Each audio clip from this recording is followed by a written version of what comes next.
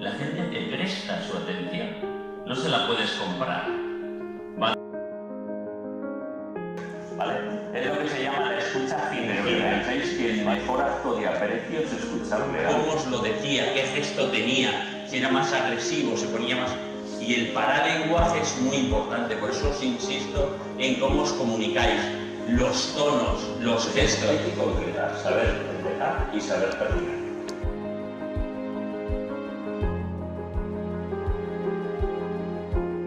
Con casi todo de derechos, un buen libro.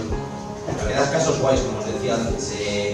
Si unas islas están en medio del mar y siempre han pertenecido a este país, pero están más cerca de otro, ¿quién las puede reclamar? Hay cosas que parecen como tontería, pero que en todo el mundo se funciona diferente, lo sabes.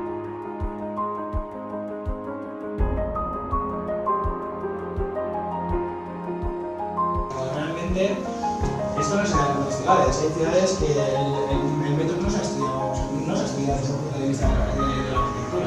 Entonces, bueno, el metro tiene ese privilegio y hay que saber disfrutar de estas cosas. Por lo menos hay...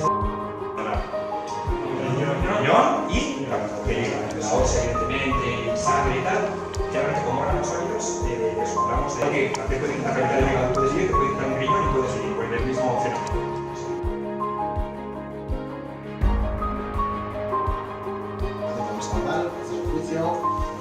Yo creo que el juez podría hacer lo mismo, darle razón a uno que a otro. Por las pruebas que hay, dices, toda la razón